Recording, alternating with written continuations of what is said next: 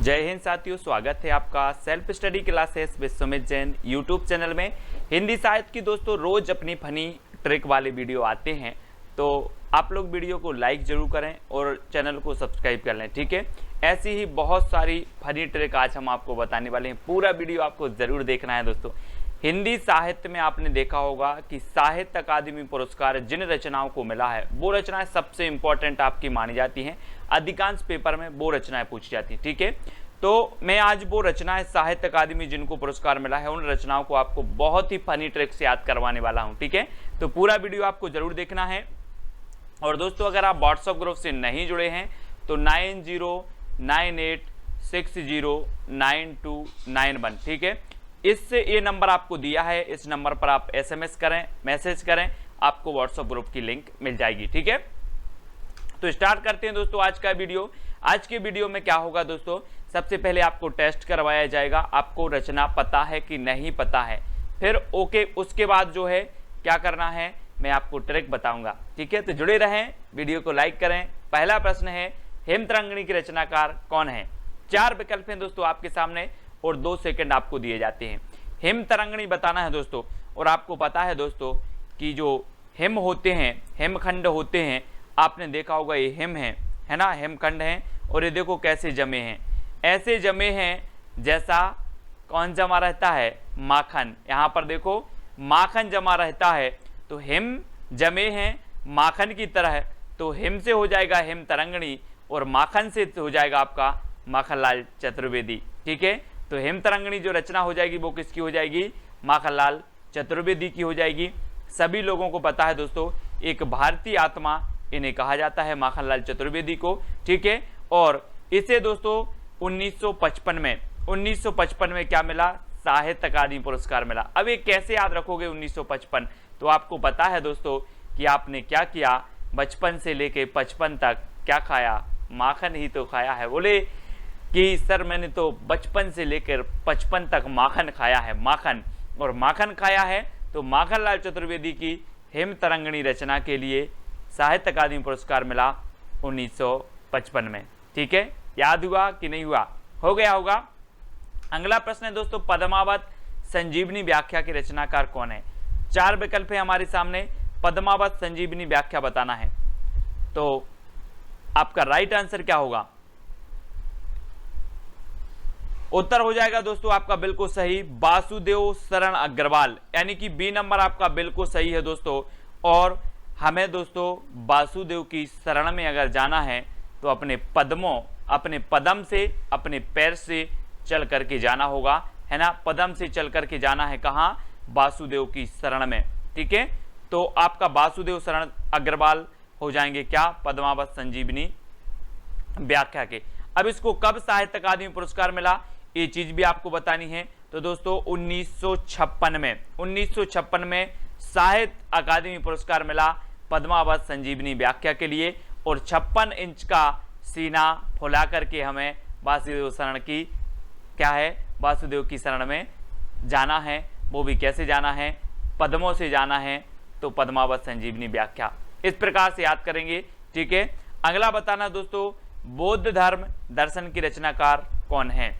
4 विकल्प हैं अपने सामने, रामधारी सिंह दिनकर, वासुदेव शरण अग्रवाल, आचार्य नरेंद्र देव, राहुल सांकृत्यायन। तो बौद्ध धर्म दर्शन, दोस्तों आप भी बौद्ध धर्म के दर्शन करने जाते होंगे, जाते हैं। वैसे ही जो बौद्ध धर्म दर्शन करने गए, कौन गए, नरेंद्र देव गए, और नरेंद्र देव अपनी संतान को साथ में लेके गए, संतान को साथ में लेके गए। तो दोस्तों संतान को साथ में लेके गए, तो बौद्ध धर्म दर्शन को 1957 में क्या मिला, साहित्य अकादमी पुरस्कार मिला। और ये रचना किसकी है, तो ये रचना है नरेंद्र देव की, ठीक है। इस प्रकार से याद रखेंगे। आपसे पूछा जाएगा बौद्ध धर्म दर्शन के रचनाकार कौन है, तो आपको बताना है नरेंद्र देव, ठीक है। और नरेंद्र देव जो है अपनी संतान को साथ में लेकर के बौद्ध धर्म के दर्शन करने गए थे, ठीक है। अगला बताना है मध्य एशिया का इतिहास के रचनाकार कौन है? 4 विकल्प हैं दोस्तों, 4 में से आपका राइट आंसर क्या हो जाएगा दोस्तों, मध्य एशिया का इतिहास बताना है। और इसके जो रचनाकार हो जाएंगे वो कौन हो जाएंगे, मध्य एशिया का इतिहास यानी कि राहुल सांकृत्यायन। राहुल सांकृत्यायन यानी कि ड नंबर आपका बिल्कुल सही है दोस्तों। मध्य एशिया का इतिहास गवाह है कि राहुल जी, आपने नाम सुना होगा, राहुल जी की क्या नहीं हुई, शादी नहीं हुई। क्या वे 58 साल में शादी करेंगे? कितने साल में? 58 साल में शादी करेंगे क्या, है ना। और पूरे मध्य एशिया में घूम आए हैं, लेकिन उन्हें अभी तक क्या नहीं मिली है, कोई अच्छी लड़की नहीं मिली है। राहुल सांकृत्यायन याद रख लेना, ठीक है। तो मध्य एशिया का इतिहास क्या है? राहुल सांकृत्यायन की रचना है और 1958 में इसे साहित्य अकादमी पुरस्कार मिला। तो ये चीज भी आपको याद रखनी है, ठीक है। मध्य एशिया का इतिहास, राहुल सांकृत्यायन, और 1958 में क्या मिल गया? साहित्य अकादमी पुरस्कार मिला।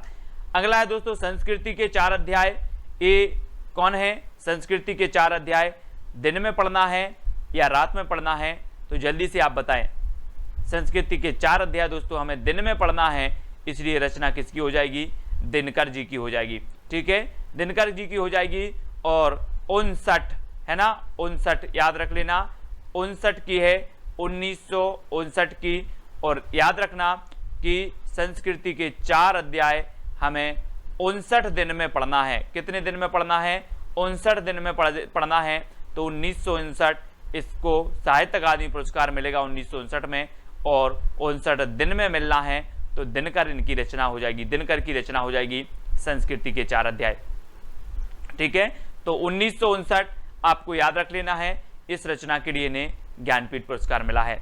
अगला देखते हैं दोस्तों, कला और बूढ़ा चांद के रचनाकार कौन है? तो बहुत ही बढ़िया रचना है दोस्तों। 4 विकल्प हैं, 4 में से चयन करना है, कला और बूढ़ा चांद। तो आपका राइट आंसर क्या हो जाएगा? किसकी रचना है ये? तो अधिकांश लोगों को पता है कि जो कला और बूढ़ा चांद रचना है ये सुमित्रानंदन पंत की है। किसकी है? सुमित्रानंदन पंत की है। ये चीज आप याद रख लेना, है ना। कला और बूढ़ा चांद के बीच क्या है? सुमित्रा है, यानी कि अच्छे मित्र हैं। कला और बूढ़ा चांद अच्छे मित्र हैं। और इसे कब मिलेगा साहित्य अकादमी पुरस्कार? तो इसे मिला है दोस्तों 1960 में। कब मिला है? 1960। अब दोस्तों जब कोई व्यक्ति 60 साल का हो जाता है तो बूढ़ा कहा जाता है, बूढ़ा, है ना, बूढ़ा चांद, है ना। तो 60 साल का हो गया मतलब वो क्या कहलाने लगता है? अब तो यार बोले हम बूढ़े हो गए हैं, बूढ़े 60 साल के हो गए हैं। तो कला और बूढ़ा चांद ये सुमित्रानंदन पंत की रचना है और 1960 में इसे साहित्य अकादमी पुरस्कार भी मिला है। ये चीज भी आपको याद रखनी है, ठीक है। भूले बिसरे चित्र के रचनाकार कौन है? दोस्तों याद रख लेना है कि हमें भूले बिसरे चित्र जो होते हैं, आपको पता है कि जब हम बचपन में रहते थे और हम भगवती की बहुत आराधना करते थे, भगवती की बहुत आराधना करते थे। अब आपको भूले बिसरे चित्र याद आ रहे कि नहीं आ रहे? आपको आ रहे होंगे कि आप भगवती की क्या करते थे? अगरबत्ती लगाते थे, पूजा करते थे, अर्चना करते थे। याद आ रहे हैं कि नहीं आ रहे? आ रहे हैं। तो भूले बिसरे चित्र किसके? भगवती के, यानी कि भगवती चरण वर्मा, है ना। भूले बिसरे चित्र भगवती के, तो भगवती चरण वर्मा। और इसे साहित्य अकादमी पुरस्कार मिल गया 1961 में, ठीक है। कब मिल गया?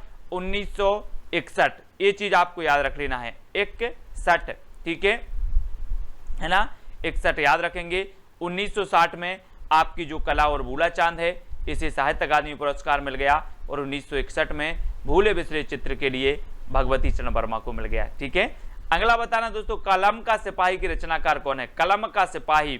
तो 4 विकल्प हैं दोस्तों, आपका बिल्कुल सही आंसर क्या हो जाएगा? आपने देखा होगा दोस्तों कि जो कलम से लिख गया एक बार, कलम से एक बार लिख गया वो क्या हो जाता है? बोले अमर हो गया। कलम से लिख गया मतलब अमर हो गया।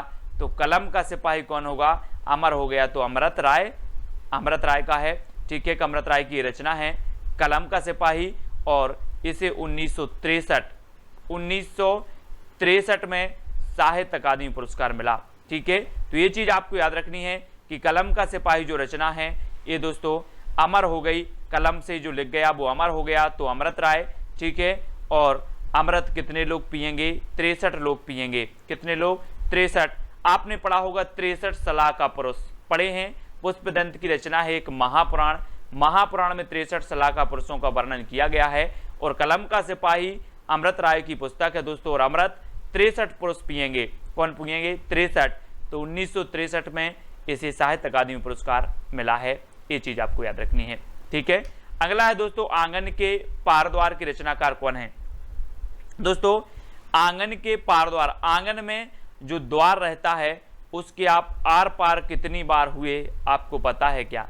बोले सर मुझे नहीं पता, मैं इतना बड़ा हो गया, अज्ञेय है, मुझे पता ही नहीं, ठीक है। अज्ञेय है कितनी बार आर पार हुआ, ठीक है। तो आंगन के पारद्वार की रचना हो जाएगी आपकी अज्ञेय की, और इसे कब मिला? 1964 में मिला, ठीक है। 64, तो याद रख लेना है 64 में इसे साहित्य अकादमी पुरस्कार मिला आंगन के पारद्वार के लिए, ठीक है। याद रखेंगे कि सर मैं 64 साल का हो गया, मैं 64 साल का हो गया, आंगन के पारद्वार आर पार कितनी बार गया, अज्ञेय है, मुझे ज्ञात नहीं है। कितने साल के हो गए आप? 64 साल के हो गए, है ना। आंगन के आर पार गए, कितनी बार गए? अज्ञेय, ठीक है। इस प्रकार से याद रखेंगे। रस सिद्धांत के रचनाकार कौन है? अज्ञेय, नगेंद्र, जैनेन्द्र या फिर अमृत राय। तो रस सिद्धांत की हमें बताना है दोस्तों। अब वो रस सिद्धांत नहीं समझ लेना कि जो रस सिद्धांत भरत मुनि ने दिया था, लेकिन ये रस सिद्धांत रचना है। और ये रस सिद्धांत किसकी है? तो ये याद रखना है दोस्तों, ये आपकी डॉक्टर नगेंद्र की है। किसकी है? नगेंद्र की है, नगेंद्र की, है ना। और आपको पता है कि नाग, नगेंद्र से आप याद रखेंगे नाग, और नाग में जो विष का रस होता है, विष का क्या होता है? रस होता है ना। तो रस होता है दोस्तों किसमें? नाग में होता है, ठीक है। कौन सा होता है? विष का रस होता है। और 1965 में जो है क्या मिला आप इन्हें? साहित्य अकादमी पुरस्कार मिला। या फिर ऐसे भी याद रख लेंगे कि नाग पंचमी को हम नांग को रस पिलाते हैं, है ना। याद रख लेना, नांग को रस पिलाते हैं। तो रस सिद्धांत डॉक्टर नगेंद्र की है, और 1965 में जो है इसे क्या मिला? साहित्य अकादमी पुरस्कार मिला। तो सभी लोग याद रखेंगे, है ना। और डॉक्टर नगेंद्र हैं दोस्तों, तो डॉक्टर नगेंद्र कैसे हैं? बहुत बुजुर्ग हैं, बोले बहुत बुजुर्ग हैं, 65 साल के हैं, लगभग 65 साल के, है ना। तो 1965 डॉक्टर नगेंद्र की रचना रस सिद्धांत के लिए क्या मिल गया? साहित्य अकादमी पुरस्कार मिल गया। मुक्तिबोध के रचनाकार कौन है? मुक्तिबोध के बताना है दोस्तों। और आपको पता है कि जो जैन लोग होते हैं, जैन लोग बोलते हैं कि हमें मुक्ति मिल जाए, हंसते हंसते हुए मुक्ति मिल जाए, है ना। इस संसार के सुख दुख से मुझे कुछ नहीं लेना देना, मुझे मुक्ति मिल जाए, इस संसार से मुक्ति मिल जाए। कौन लोग बोलते हैं? जैन लोग, है ना। यही बोलते हैं। महावीर भगवान ने कहा है कि शरीर का कल्याण मत करो, आत्मा का कल्याण करो, आत्मा की मुक्ति करो, है ना। तो मुक्तिबोध जैनेन्द्र कुमार की रचना है। और दोस्तों 1966 में इसे क्या मिला? 1966 में मिल गया दोस्तों, क्या मिल गया? यानी साहित्य अकादमी पुरस्कार मिल गया। और दोस्तों याद रख लेना, ये आपकी है मुक्तिबोध की। और 66 मतलब क्या हो जाएगा? अगर किसी को बहुत अच्छे से मुक्ति मिल जाती है, मोक्ष मिल जाता है, मतलब वो क्या लग गया दोस्तों?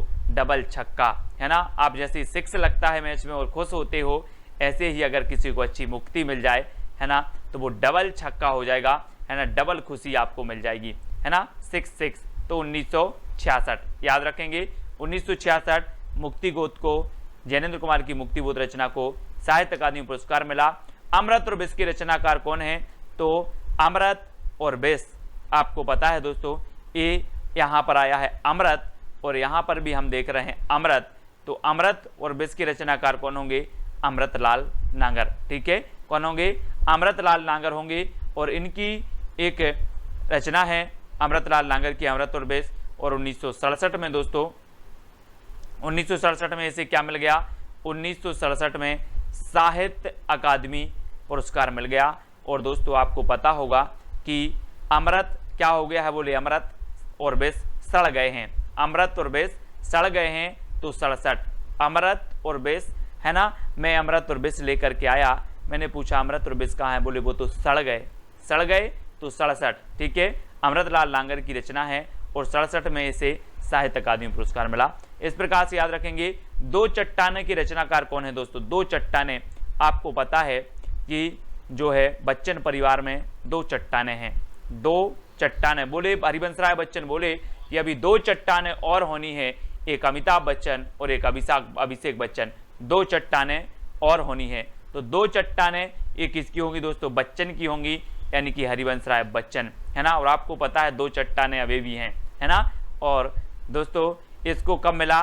तो 1968 में मिला, 1968 में मिला, ठीक है। और आपको पता है कि जो चट्टानें होती हैं वो बिल्कुल अड़ी रहती हैं, अड़ग रहती हैं, है ना। कौन? चट्टानें कैसी रहती हैं? अड़ग रहती हैं, अड़ी रहती हैं। अड़ी से आपका उत्तर हो जाएगा 68, अड़ा रहता है। बोले वो चट्टान ऐसा है, वो चट्टान का जो पर्वत है वो ऐसा है कि वो अड़ा रहता है, तो 68। 2 चट्टानें हरिवंश राय बच्चन और अड़ी रहती हैं, तो 68, 1968 आपका बिल्कुल सही होगा। राग दरबारी के रचनाकार बताना है दोस्तों। मैंने कई बार बताया है कि राग दरबारी, दरबार में कौन बैठा है? बोले मेरा लाल बैठा है ना। भारत माता बोलती है कि मेरे दरबार में मेरा लाल बैठा है, मतलब वीर सपूत बैठे हैं मेरे लाल, है ना। तो राग दरबारी के रचनाकार कौन होंगे? श्रीलाल शुक्ल होंगे। और इसे 1969 में इसे साहित्य अकादमी पुरस्कार मिला दोस्तों। और आपको पता है कि एक भारत माता के लाल का जन्म हुआ था 1869 में, 1869 यानी कि महात्मा गांधी का जन्म हुआ था, है ना। और ये भी भारत माता के लाल थे, ठीक है। और 1969 में भी राग दरबारी को क्या मिल गया? साहित्य अकादमी पुरस्कार मिल गया। और दोस्तों ऐसे ही कई लालों का जन्म हुआ। तो श्रीलाल शुक्ल की 1869 से लेकर के आपको लगा लेना है 100 साल वर्ष 1969, ठीक है। बोले भारत माता के लाल का जन्म हुआ था 1869 में, इसकी 100 साल बाद मतलब 1969, ऐसे याद करना, ठीक है। राग दरबारी। निराला की साहित्य साधना के रचनाकार कौन है? निराला की साहित्य साधना बहुत ही बढ़िया है दोस्तों। निराला की जो कहानी है बहुत ही दुख भरी कहानी है। और दोस्तों इन्होंने साहित्य की सेवा की, साहित्य की साधना की, वो सब छोड़ के, विलासिता का जीवन छोड़ के, विलास का जीवन छोड़ के निराला जी ने साहित्य की साधना की, है ना। काय का जीवन छोड़ के विलास का, तो निराला की साहित्य साधना किसकी रचना हो जाएगी? रामविलास शर्मा, रामविलास शर्मा की रचना होगी। और इसे 1970 में साहित्य अकादमी पुरस्कार मिला। और दोस्तों ये विलासपूर्ण जीवन को छोड़कर 70 साल तक क्या करते रहे? हिंदी साहित्य की साधना करते रहे, सेवा करते रहे, ठीक है। कब तक? 70 साल तक, ठीक है। तो 1970 में इसे क्या मिलेगा? साहित्य अकादमी पुरस्कार मिल जाएगा, ऐसे याद करेंगे। अगला है कविता के नए प्रतिमान की रचना कौन है? कई बार पूछी गई है दोस्तों, कविता के नए प्रतिमान, है ना। और नए प्रतिमान, और आपको पता है दोस्तों कि आप क्या करते हो? नए नए नाम रखते हो। जब बच्चा पैदा होता है, बच्चा का जन्म होता है, तो आप क्या करते हो? नए नए क्या रखते हो? नाम रखते हो। तो नए प्रतिमान, है ना, तो क्या हो जाएगा? नाम रखते हो तो नामवार से है ना। कविता के नए प्रतिमान नामवार से की रचना हो जाएगी, ठीक है। और इसे कब मिला दोस्तों? तो 1971 में मिला, 1971 में इसे साहित्य अकादमी पुरस्कार मिला। ये चीज भी आपको याद रखनी है, ठीक है। और दोस्तों जब जन्म होता है तो आप कितने नाम रखते हो? एक। बोले एक नाम रख रहे हैं, 71, ठीक है। तो याद रख लेना 71 में इन्हें क्या मिला है? एक रख रहे हो तो लास्ट में एक भी आएगा, ठीक है ना। इस प्रकार से रखेंगे। और कविता के नए प्रतिमान, ये रचना तो हमेशा पूछी जाती है, किसकी रचना है? तो नामवार से की है, ठीक है। बुनी हुई रस्सी के रचनाकार कौन है दोस्तों? बुनी हुई रस्सी, बुनी हुई रस्सी 4 विकल्प हैं, 2 सेकंड भी आपको दिए जाते हैं। और आपका बिल्कुल सही आंसर होगा भवानी प्रसाद मिश्र। दोस्तों एक चीज बताना, जब आप भवानी के दर्शन करने जाते हो तो वहां पर एक क्या है? पचरंगा धागा की बुनी हुई रस्सी रखी रहती है ना। बोले बुनी हुई रस्सी रखी है बेटा, और ये अपने कलाई में बांध लेना, कल्याण हो जाएगा। कहाँ पर जाते हो? भवानी के पास। किसके पास? भवानी के पास जाते हो, बुनी हुई रस्सी बांध के आते हो, और बोले कल्याण हो जाएगा। तो बुनी हुई रस्सी आपको कहाँ मिलती है? भवानी के पास। तो भवानी प्रसाद मिश्र इसकी रचनाकार होंगे। और 1972 में, है ना, 1972 में इसे साहित्य अकादमी पुरस्कार मिल गया। और दोस्तों आपको पता है कि जो है भवानी की कृपा से बेहत भी तर जाता है, बेहत से बेहतर, है ना, बेहतर, है ना। तो याद रख लेना, बेहतर होता है, जो कुछ भी होता है वो क्या होता है? बेहतर होता है। जब आप बुनी हुई रस्सी बांध लेते हो भवानी की, तो जो कुछ भी होगा वो कैसा होगा, 72 होगा। 72 से आपका बनेगा 72, यानी 1972 में इसे साहित्य अकादमी पुरस्कार मिला। ठीक है, अगला बताना है दोस्तों, आलोक पर्व के रचनाकार कौन है। तो 4 विकल्प हैं आपके सामने, आलोक पर्व। और मैंने कई बार आपको बताया है कि पर्व हमारे भारत में हजारों पर्व होते हैं। कैसे होते हैं, हजारों पर्व होते हैं। तो आलोक पर्व के रचनाकार कौन होंगे, हजारी प्रसाद द्विवेदी। हजारी प्रसाद द्विवेदी। और दोस्तों याद रख लेना 1973 है ना, 73 जो है इसे साहित्य अकादमी पुरस्कार मिला आलोक पर्व के लिए, हजारी प्रसाद द्विवेदी की, है ना। इसको याद रखेंगे, 1-2 बार वीडियो देखोगे तो आपको क्लियर हो जाएगा। मिट्टी के बारात के रचनाकार कौन है दोस्तों। तो मैंने आपको कई बार बताया है कि जब शिव जी की बारात आई, और बारात में आपने सुना होगा कि बोले भूत ऊत भी नाच रहे थे बारात में, है ना, नाच रहे थे भूत ऊत, तो भभूत अभूत लगा कर आए होंगे। तो ऐसी लग रही होगी कि मिट्टी की बारात आ गई। कौन की आ गई मिट्टी की बारात, शिव जी की मिट्टी की बारात आ गई। और दोस्तों इसे मिला कब, 1974 में। 1974 में तो 74 यानी कि 74 दोस्तों, 74 लग रहा था, 74 या 4 दिशाओं में लग रहा था कि क्या है, मिट्टी की बारात आई है, मिट्टी की बारात आई है। 74 है ना, 74 कर दो, 74 बोले 4 दिशाओं में लग रहा था, 74। ठीक है, तो मिट्टी की बारात को 74 में साहित्य अकादमी पुरस्कार मिला, और रचना शिवमंगल से सुमन की है, ऐसे याद रखेंगे। अगला है दोस्तों, तमस के रचनाकार कौन है। तमस आपको पता है दोस्तों, तमस मतलब होता है अंधकार, और हम बोलते हैं कि भीष्म अंधकार छाया है। कैसा छाया है, भीष्म अंधकार छाया है। तो तमस को याद रख लेना, तमस मतलब होता है अंधकार, और अंधकार छाया है कैसा, भीष्म। तो तमस के रचनाकार कौन होंगे, भीष्म साहनी होंगे। ठीक है, और 1975 में दोस्तों, 75 में क्या मिल गया, 75 में ने साहित्य अकादमी पुरस्कार मिल गया दोस्तों। और एक चीज़ और बताना कि जब व्यक्ति 75 साल का हो जाता है ना, तो उसे अंधकार लगने लगता है ना, जीवन अंधकारमय लगने लगता है, और अपने जो है शांति के मार्ग को खोजता है और कल्याण के मार्ग को खोजता है ना। तो क्या लगता है, अंधकारमय लगता है 75 की साल के बाद।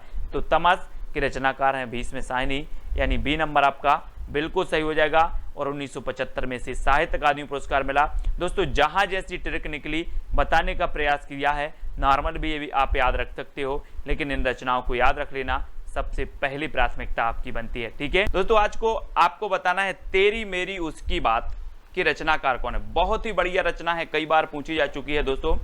तेरी मेरी उसकी बात, है ना, अपन बोलते हैं ना कि तेरी मेरी उसकी बात किसी को नहीं बताना। क्या बोलते हैं अपन, तेरी मेरी उसकी बात किसी को नहीं बताना। लेकिन मैं आपसे बोल रहा हूं कि अपने एक ग्रुप है, ग्रुप एडमिन है, यस करके है, यस नाम है उनका, और तेरी मेरी उसकी बात किसको नहीं बताना, यस को नहीं बताना, यस को। ठीक है, याद रखेंगे। आ नंबर आपका बिल्कुल सही है, हमेशा आपकी मदद करते हैं पीडीएफ और हर एक चीज में, यस। तो तेरी मेरी उसकी बात किसको नहीं बताना, यस को नहीं बताना, मतलब इसकी रचनाकार कौन होंगे, यशपाल। ठीक है, यशपाल, यानी कि जो आ नंबर है वो आपका बिल्कुल सही हो जाएगा दोस्तों। और इसको जो साहित्य अकादमी पुरस्कार मिला वो मिला 1976 में। 1976 में इस रचना के लिए क्या मिला, साहित्य अकादमी पुरस्कार मिला। ठीक है, तो याद रख लेना, तेरी मेरी उसकी बात यस को नहीं बताना, और 1976 में इसे साहित्य अकादमी पुरस्कार मिला। और कब तक नहीं बताना, 76 साल तक नहीं बताना। ठीक है, तो 1976 आपका हो जाएगा साहित्य अकादमी। अगला बताना है दोस्तों, चुका भी नहीं हूं मैं। चुका भी नहीं हूं मैं की रचनाकार कौन है। थोड़ी सी इमेज दी है, अगर आप समझ सको कुछ तो बता दोगे। 4 विकल्प हैं, 2 सेकंड। आपको पता है दोस्तों, आपको पता है कि जब शेर और हिरन क्या करते हैं, साथ साथ दौड़ते हैं एक दूसरे को, मतलब जो शेर है वो हिरन को पकड़ता है, और हिरन कई बार आपने देखा होगा कि क्या करती है, निकल जाती है, और शेर चूक जाता है ना। लेकिन शेर देखता है आजू बाजू, बोले अभी चूका नहीं हूं मैं, चूका भी नहीं हूं, अभी चूका भी नहीं हूं। तो शेर बोलता है चूका भी नहीं हूं। तो इस जो रचना है वो किसकी हो जाएगी, शमशेर बहादुर जी की। ठीक है, याद रखना दोस्तों, इन्हें कवियों का कवि भी कहा जाता है, शमशेर बहादुर साहब को। और ये क्या करते हैं, हिरन और शेर साथ साथ दौड़ते हैं, साथ साथ दौड़ते हैं तो 1977 में इसे इस रचना के लिए साहित्य अकादमी पुरस्कार मिला। तो साथ साथ से याद रख लेना, है ना। और शेर क्या बोल रहा है कि चूका भी नहीं हूं अभी, दूसरा हिरन देख लेंगे, ठीक है। तो शमशेर बहादुर यानी 12 नंबर आपका बिल्कुल सही हो जाएगा। अगला बताना है दोस्तों, उतना बस सूरज हूं की रचनाकार कौन है? उतना बस सूरज हूं। 4 विकल्प हैं, 4 में से आपको उत्तर बताना है और आंसर आपका क्या हो जाएगा? उतना बस सूरज हूं। तो हम क्या बोलते हैं दोस्तों, जो उभरता हुआ सितारा होता है, जो भारत का भूषण होता है, वो हम बोलते हैं कि आप तो हमारे भारत के क्या हो? सूर्य हो, सूर्य पुत्र हो। तो उतना बस सूरज हूं क्योंकि आप क्या हो? भारत भूषण हो, भारत भूषण। तो ये भारत भूषण अग्रवाल की रचना है, इसको ऐसे याद करेंगे दोस्तों, ठीक है। बहुत ही बढ़िया है, उतना बस सूरज हूं, भारत भूषण अग्रवाल, ठीक है। और इसे 1978 में दोस्तों, 1978 में क्या मिला? साहित्य अकादमी पुरस्कार मिला। तो याद रख लेना, उतना बस सूरज हूं, भारत भूषण अग्रवाल। अगला है कल सुनना मुझे। कल सुनना मुझे के रचनाकार कौन है? अब दोस्तों एक चीज बताना, मैं अगर आपसे बोलूं कि आज तो आप लोग सुनते नहीं हो मुझे, जब मैं धूल में मिल जाऊंगा तो कल सुनना मुझे। काय में मिल जाऊंगा? धूल में मिल जाऊंगा तो कल सुनना मुझे। तो इसके जो लेखक होंगे वो कौन होंगे? कौन होंगे? कल सुनना मुझे जब धूल में मिल जाऊंगा, तो आपका उत्तर होगा धूमिल, है ना। धूमिल, कल सुनना मुझे धूमिल की रचना है ना। और इसे कब मिला? 1979 में दोस्तों, 1979 में इसे साहित्य अकादमी पुरस्कार से नवाजा गया। ये चीज भी आपको याद रखनी है, ठीक है। अब मैं आपसे कभी भी पूछूंगा कल सुनना मुझे जब धूल में मिल जाऊंगा, तो धूमिल, ठीक है। धूमिल यानी डी नंबर आपका बिल्कुल सही हो जाएगा। अगला है दोस्तों जिंदगी नामा जिंदा रुख। कई बार पूछी गई ये रचना, और आपको पता है दोस्तों कि हम जब हिंदी साहित्य में पढ़ते हैं तो मीराबाई को जरूर पढ़ते हैं, मीराबाई को पढ़ते हैं, है ना। और मीराबाई को जब हम पढ़ते हैं तो इनके बारे में सिर्फ इतना ही कहा जाता है कि इन्होंने अपनी जिंदगी कृष्ण के नाम कर दी। किसके नाम कर दी? कृष्ण के नाम कर दी। जिंदगी नामा जो रचना होगी वो किसकी होगी? जिंदगी नाम कर दी किसके? कृष्ण के। तो कृष्णा सोबती, है ना। जिंदगी नामा जिंदा रुख ये कृष्णा सोबती की है, क्योंकि जिंदगी नाम कर दी साहब, है ना, कृष्ण के। तो कृष्णा सोबती आ नंबर आपका बिल्कुल सही है। और 1980 में दोस्तों, 1980 में क्या मिला? क्या मिला? यानी साहित्य अकादमी पुरस्कार मिला जिंदगी नामा जिंदा रुख के लिए, ठीक है। याद रख लेना, मैं कभी भी पूछूं जिंदगी नामा के रचनाकार कौन है, आप बता दोगे सर जिंदगी नाम कर दी कृष्ण के, ठीक है। तो कृष्णा सोबती, है ना। अगला बताना ताप के ताए हुए दिन। दोस्तों दिन बहुत सारे आते हैं, सुख के दिन आते हैं, दुख के आते हैं, वैसे ही ताप के ताए हुए दिन आए हैं। और आप ताप के ताए हुए दिन कैसे देख रहे हो? अपने लोचन से देख रहे हो। यहाँ पर देखो ये लोचन है ना। और त्रिलोचन यानी कि जिसकी 3 आंखें हो, है ना, वो त्रिलोचन। और ताप के ताए हुए दिन हमने कैसे देखे? लोचन से देखे, तो त्रिलोचन, है ना, त्रिलोचन। अब मैं कभी भी पूछूंगा कि ताप के ताए हुए दिन ये रचना किसकी है, आप बता देना कि सर ताप के ताए हुए दिन आए तो जरूर थे, लेकिन हमने लोचन से देखे थे, त्रिलोचन से देखे थे, ठीक है। तो त्रिलोचन यानी कि बी नंबर आपका बिल्कुल सही हो जाएगा। अगला देखें विकलांग श्रद्धा का दौर के रचनाकार कौन है? 4 विकल्प हैं दोस्तों। विकलांग श्रद्धा का दौर, श्रद्धा आपने देखी होगी दोस्तों। श्रद्धा अपन बोलते ना यार, पूर्ण श्रद्धा से आप अगर काम करोगे तो आपका काम सफल होगा।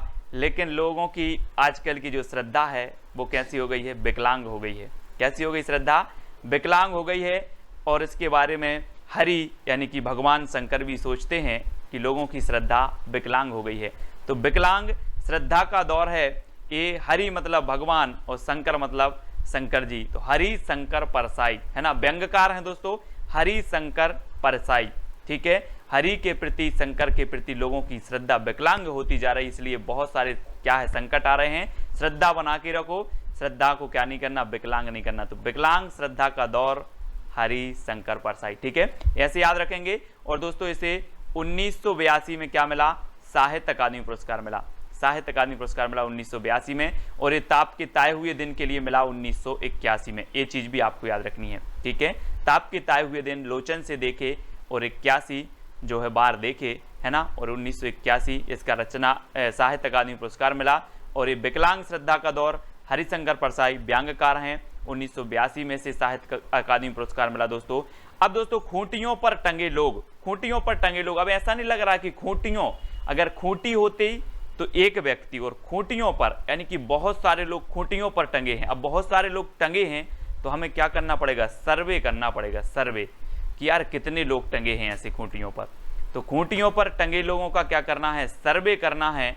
तो इसके लेखक कौन होंगे, सर्वेश्वर दयाल सक्सेना। कौन होंगे, सर्वेश्वर दयाल सक्सेना। अब मैं कभी भी आपसे पूछूंगा कि खूंटियों पर टंगे लोग किसकी रचना है, तो आप बोलोगे सीधा सीधा कि सर खूंटियों पर लोग टंगे हैं तो इनका सर्वे करना है, यानी कि सर्वेश्वर दयाल सक्सेना, यानी डी नंबर आपका बिल्कुल सही होगा। और इसे 1983 में साहित्य अकादमी पुरस्कार मिला। और आपने सर्वे किया तो कितने लोग टंगे थे, 83 लोग टंगे थे। कितने, 83। तो 1983 में से साहित्य अकादमी पुरस्कार भी मिल गया, खूंटियों पर टंगे लोग, है ना। अगला है लोग भूल गए हैं।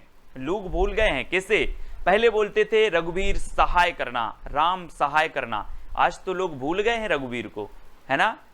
लोग भूल गए हैं किसको, रघुवीर को। पहले तो बोलते थे रघुवीर सहाय, मुंह से आवाज निकली रघुवीर सहाय करना, लोग भूल गए हैं, यानी कि कैसे, रघुवीर। आ नंबर आपका बिल्कुल सही है ना। वो आपने सुना होगा दोस्तों, क्या होगा कि दुख में सुमरन सब करें, सुख में करे ना कोई, और सुख में सुमरन सब करे तो दुख काहे को हो। इसलिए लोग भूल गए हैं, है ना, क्योंकि लोगों के पास सुख आ गया है। मत भूलो रघुवीर को और यही सहाय करेंगे। तो लोग भूल गए हैं रघुवीर सहाय की रचना है, बहुत बढ़िया है, पूछी जाती है। और 1984 में इसे साहित्य अकादमी पुरस्कार भी मिला है। ठीक है दोस्तों, मैं एक बात जरूर कहूंगा कि जितनी भी साहित्य अकादमी पुरस्कार से पुरस्कृत रचनाएं हैं, ज्ञानपीठ, व्यास सम्मान, ये सबसे पहले आपके लिए महत्वपूर्ण होती हैं, है ना, क्योंकि ये रचनाएं अधिकांश पूछी जाती हैं।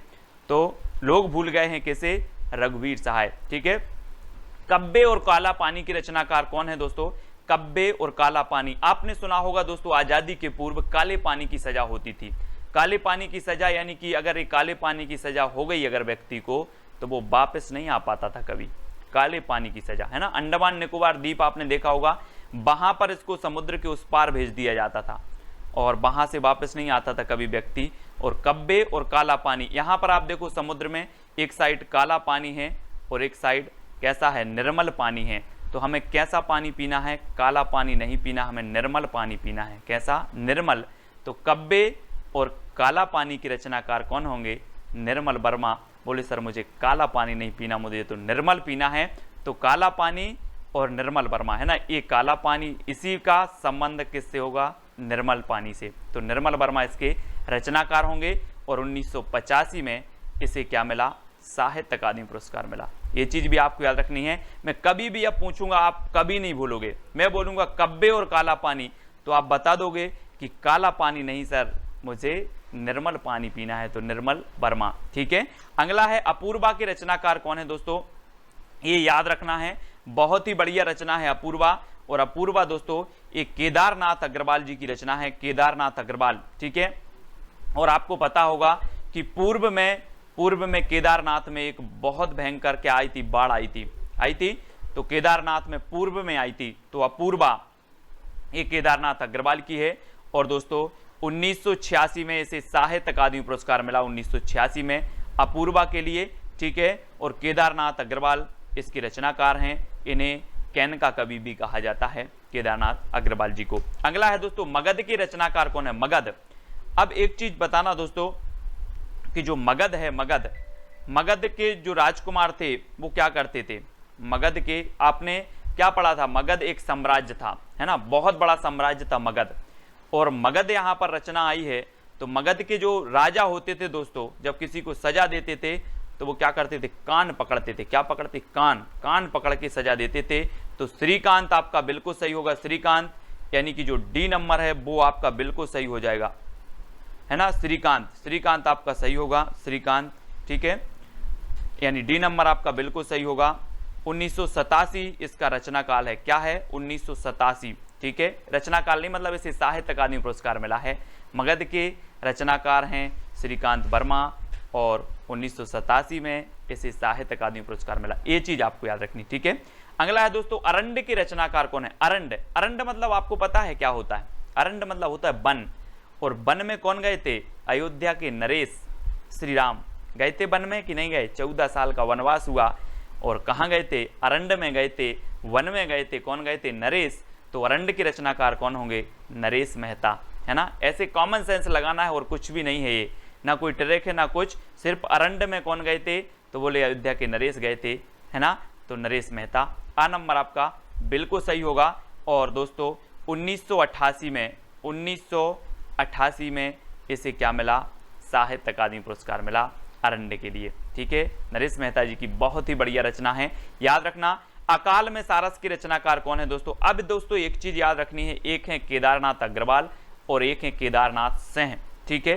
केदारनाथ अग्रवाल की रचना अपूर्वा के लिए साहित्य अकादमी पुरस्कार मिला, लेकिन जो अकाल में सारस है ये केदारनाथ सिंह की रचना है, केदारनाथ सिंह, है ना। और इसे भी साहित्य अकादमी पुरस्कार मिला, यानी बी नंबर आपका सही हो जाएगा। और अकाल में सारस कहाँ जा रहे थे? केदारनाथ जा रहे थे। अकाल में सारस, ये सारस हैं दोस्तों, सारस, है ना। और सारस आपने देखे होंगे। और ये कहाँ जा रहे थे अकाल में? केदारनाथ जा रहे थे, केदारनाथ। तो केदारनाथ अग्रवाल, केदारनाथ सिंह की रचना है अकाल में सारस। और 1989 में दोस्तों इसे साहित्य अकादमी पुरस्कार मिला, ये चीज भी आपको याद रखनी है, ठीक है। 89। अगला है नीला चांद के रचनाकार कौन है दोस्तों? नीला चांद। और दोस्तों आपने देखा होगा शंकर जी को, आपने देखा है इनकी मूर्ति को आपने देखा है, इनकी सिर पर यहाँ पर एक चांद का वो रहता है, चांद का चित्र बना रहता है इस प्रकार से। तो नीला चांद, यहाँ पर देखो तस्वीर में देखो शंकर जी की, जरा प्रणाम कर दो सभी लोग, है ना। और ये नीला चांद है, किसके सिर पर है? शिव जी के। तो ये नीला चांद रचना किसकी होगी? किसकी होगी? शिव प्रसाद सिंह की, ठीक है। अब किसी और की तो नहीं होगी? बोले सर नहीं होगी। अब जब नीला चांद आपने दिखा ही दिया है, तो ये नीला चांद तो कभी नहीं भूलेंगे शिव प्रसाद सिंह। और इसे मिला 1990 में। 1990 में क्या मिल गया दोस्तों? साहित्य अकादमी पुरस्कार मिला, साहित्य अकादमी, ठीक है। इसको आपको याद रखना है दोस्तों। मैं वक्त के हूँ सामने, मैं वक्त के हूँ सामने, मैं अगर किसी से बोलूँ कि मैं वक्त के हूँ सामने, तो वो बोलेगा यार वक्त के सामने क्यों खड़ा है? गिर जा, क्या कर? गिर जा। तो मैं वक्त के हूँ सामने क्यों खड़ा है? गिर जा, यानी कि गिरजा कुमार माथुर, ठीक है। गिरजा कुमार माथुर इसके रचनाकार हो जाएंगे। अब वक्त के सामने खड़े नहीं होना है, गिर जाना है, ठीक है। तो गिरजा कुमार माथुर, मैं वक्त के हूँ सामने, गिरजा कुमार माथुर। और 1991, ठीक है, 1991 में दोस्तों इसे क्या मिला? साहित्य अकादमी पुरस्कार मिला 1991। और 90 में इसे मिला था आपकी नीला चांद के लिए, ठीक है। ये तो आपको पता है, नीला चांद 90 में इसे मिला। 1991 में मैं वक्त के हूँ सामने, इसके लिए साहित्य अकादमी पुरस्कार मिल गया। और ढाई घर के रचनाकार कौन है दोस्तों? अब देखो दोस्तों एक चीज याद रखना कि हमने यहाँ पर पढ़ा कि मैं वक्त के हूँ सामने, गिरजा कुमार माथुर, ठीक है। लेकिन ढाई घर, अब यहाँ पर कॉमन सेंस लगाना, ढाई घर हो कैसे गया? 3 घर हुए हो, पहले तो होंगे 3 घर, 3 घर में से आधा घर क्या हो गया? गिर गया, गिर गया, बचे कितने? ढाई घर। तो ढाई घर में से आधा, 3 में से आधा गिरा, क्या गिरा? घर गिरा। तो कौन होंगे? गिरा तो गिरिराज किशोर, है ना। गिरिराज किशोर, बोले आधा घर गिर गया है, गिर गया है तो गिरिराज किशोर, ठीक है। बचे कितने घर? ढाई घर। थे कितने? 3 घर थे इस प्रकार से। और यहाँ से आधा घर गिर गया तो बचे ढाई। बोले सर ढाई घर, आधा कहाँ गया? बोले गिर गए। तो गिरिराज किशोर, यानी आ नंबर आपका बिल्कुल सही होगा। ढाई घर के रचनाकार गिरिराज किशोर। और 1992 में इसे क्या मिल गया? साहित्य अकादमी पुरस्कार मिल गया। बहुत ही बढ़िया, कई बार पूछी गई है। अब आप कभी नहीं भूलोगे, आप तो वीडियो देखकर भूल जाना वीडियो को। जब आप परीक्षा हॉल में बैठोगे और क्वेश्चन आपके सामने आएगा तो ये ट्रिक आपको याद आ ही जाएगी। आपको कोई कोड याद नहीं करवा रहा मैं, सिर्फ आप प्रश्न को देखोगे और उत्तर आप 101% सही लगा के आए हुए, ठीक है। ढाई घर की रचनाकार गिरिराज किशोर हैं। अर्धनारीश्वर की रचनाकार बताना है। अर्धनारीश्वर दोस्तों, अर्धनारीश्वर, ये आपने देखा होगा कुछ कुछ लोग ऐसे होते हैं कि उनमें आधे गुण तो होते हैं नारी के और आधे होते हैं पुरुष के, है ना। अब बोले सर बोले यार आधे गुण आप में नारी के आधे पुरुष के हैं, ये कैसा हुआ? अरे बोले अब विष्णु जी हैं सृष्टि के रचयिता, जैसा बनाया भगवान ने वैसा है ना। तो किसने बनाया सृष्टि को? विष्णु जी ने। अब भगवान ने जैसा बनाया यानी कि अर्धनारीश्वर बनाया, तो अर्धनारीश्वर हैं यानी कि विष्णु प्रभाकर। ठीक है, विष्णु प्रभाकर। बी नंबर आपका बिल्कुल सही हो जाएगा। ठीक है, बहुत सारी धारणाएं हैं दोस्तों इस सृष्टि के बारे में, है ना, बहुत सारी हैं। पृथ्वी की रचना कैसे हुई, धार्मिक मान्यताएं हैं, वैज्ञानिक मान्यताएं हैं, सारी मान्यताएं अलग अलग हैं। ठीक है, फिलहाल हमें सिर्फ याद करने का ये माध्यम है ना, और याद अपन करते रहते हैं। कहीं नहीं बहीं की रचनाकार कौन है? दोस्तों अब ये रचना है कहीं नहीं बहीं। अब बोले सर ऐसे कैसे याद होगी? ये होगी कैसे याद होगी? 4 विकल्प हैं, 2 सेकंड आपको दिए जाएंगे। कहीं नहीं बहीं, जब सीता जी का हरण हो गया दोस्तों, तो इन्होंने कहा था कि हमें कहीं नहीं, हमें वहीं बैठना है। कहाँ? अशोक के वृक्ष के नीचे। कहीं नहीं वहीं, तो कहीं नहीं वहीं के रचनाकार कौन होंगे? अशोक वाजपेयी। कौन होंगे? अशोक वाजपेयी, क्योंकि सीता जी ने कहा कि हमें कहीं नहीं वहीं बैठना है। जो शोक को हरता है वो क्या है? अशोक वृक्ष, और अशोक के नीचे बैठना है हमें कहीं नहीं वहीं, यानी कि अशोक के वृक्ष की। तो अशोक वाजपेयी इसके रचनाकार होंगे, और 1994 में इसे साहित्य अकादमी पुरस्कार मिला। बहुत ही बढ़िया रचना है, आप कभी नहीं भूलोगे। बोले कहीं नहीं वहीं, कहाँ? अशोक के वृक्ष के नीचे। ये यहाँ पर देखो चित्र में जरा, ये हनुमान जी आए हैं और सीता जी अशोक के वृक्ष के नीचे बैठी। बोले हमें कहीं नहीं जाना, हम तो वहीं जाना, अशोक के वृक्ष के नीचे। ठीक है, तो इस प्रकार से याद रखेंगे, है ना। कोई दूसरा नहीं की रचनाकार कौन होंगे? कोई दूसरा नहीं, है ना। कभी कभी ऐसा होता है दोस्तों, कैसा होता है? बोले कोई दूसरा नहीं, हमें तो कौन चाहिए? कुंवर चाहिए, कुंवर, है ना। कुंवर किसको बोलते हैं? आप लोग पढ़ते होंगे, कुंवर किसको बोलते हैं? बोलते होंगे, है ना। तो कभी कभी ऐसा होता है, हमें कोई नहीं चाहिए, हमें सिर्फ कुंवर चाहिए। क्या चाहिए? कुंवर। तो कुंवर नारायण, कुंवर नारायण, यानी कि जो आ नंबर है वो आपका बिल्कुल सही होगा। कोई दूसरा नहीं, कुंवर चाहिए, कुंवर आ नंबर। आप लोग अपने अपने हिसाब से याद कर लेना। और 1995 में इस रचना के लिए दोस्तों साहित्य अकादमी पुरस्कार चाहिए। और कितने साल का कुंवर चाहिए? 95 साल का। कितने साल का? 95। ठीक है, तो 95 याद रख लेना। 1995, कुंवर नारायण, कोई दूसरा नहीं, कुंवर चाहिए। 1995 में से साहित्य अकादमी पुरस्कार मिल गया। मुझे चांद चाहिए, लो अब कुंवर चाहिए, अब चांद चाहिए। तो मुझे चांद चाहिए दोस्तों। अब चांद अगर आपको चाहिए है तो ऐसा नहीं मिलेगा। कैसे मिलेगा भाई? जब अपन ऊपर चांद आकाश में है, बोले इंद्र भी रहते वहीं पर, इंद्र से क्या करनी पड़ेगी अपन को? परमिशन लेनी पड़ेगी, परमिशन। बोले मुझे चांद चाहिए। अब चाहिए तो ठीक है, और इंद्र को क्या कहते हैं? सुरेंद्र भी कहते हैं। इंद्र का पर्यायवाची होता है दोस्तों सुरेंद्र। क्या होता है? सुरेंद्र, है ना। तो अगर चांद चाहिए तो इंद्र की परमिशन लेना है, सुरेंद्र की परमिशन लेना है, तो सुरेंद्र वर्मा। मुझे चांद चाहिए, सुरेंद्र वर्मा की रचना है। कभी भी याद रख लेना, बहुत अच्छी रचना है मुझे चांद चाहिए, और इसके लिए आपको सुरेंद्र की परमिशन लेनी पड़ेगी, इंद्र की परमिशन लेनी पड़ेगी। और डी नंबर आपका बिल्कुल सही हो जाएगा। ठीक, तो आपसे पहली बार आपसे पूछा जाता है, पहला प्रश्न पूछा जाता है कि अनुभव के आकाश में चांद की रचनाकार कौन है दोस्तों? तो 4 विकल्प हैं आपके, लीलाधर जगुड़ी, अरुण कमल, विनोद कुमार और मंगलेश डबराल। ये 4 में से 2 सेकंड में आपको बताना है दोस्तों। और किसी को अनुभव के आकाश में जाना है दोस्तों, तो उसका जुगाड़ करना पड़ता है। क्या करना पड़ता है? जुगाड़। अनुभव के आकाश में जाना है, अनुभव के आकाश में, है ना, चांद पर जाना है, तो क्या करना पड़ेगा? जुगाड़ करना पड़ेगा, यानी कि जगुड़ी। क्या हो जाएगा? जगुड़ी, लीलाधर जगुड़ी। अनुभव के आकाश में चांद पर अगर जाना है तो जुगाड़ करना होगा, मतलब अनुभव के आकाश में जो चांद के रचनाकार हैं वो कौन हो जाएंगे? लीलाधर जगुड़ी। ठीक है, ये चांद है दोस्तों, और ये अनुभव के आकाश का चांद है, और इस पर जाना है तो यहाँ से आपको जुगाड़ करना पड़ेगा। जुगाड़, राजस्थान में चलता है जुगाड़, है ना। और 1997 में दोस्तों इस रचना के लिए क्या मिला? साहित्य अकादमी पुरस्कार मिला है। ठीक है, अब आपकी अगर संतान बोले कि मुझे अनुभव के आकाश में चांद पर जाना है, तो आप जुगाड़ कर देना। ठीक है, संतान बोलेगी यानी कि 97। ठीक है, 97 में से साहित्य अकादमी पुरस्कार मिला है। ठीक है, ये चीज याद रखनी है दोस्तों।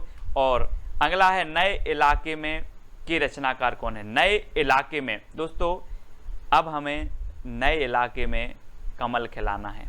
क्या खिलाना है? कमल खिलाना है। तो नए इलाके में की रचनाकार कौन होंगे? अब 2 सेकंड में आप उत्तर बता देना। मैंने थोड़ी सी आपको हिंट दे दी है कि नए इलाके में कमल खिलाना है तो कौन होंगे? अरुण कमल। कौन होंगे? अरुण कमल इसके रचनाकार होंगे। और 1998 में इसे क्या मिलेगा दोस्तों? साहित्य अकादमी पुरस्कार। कब?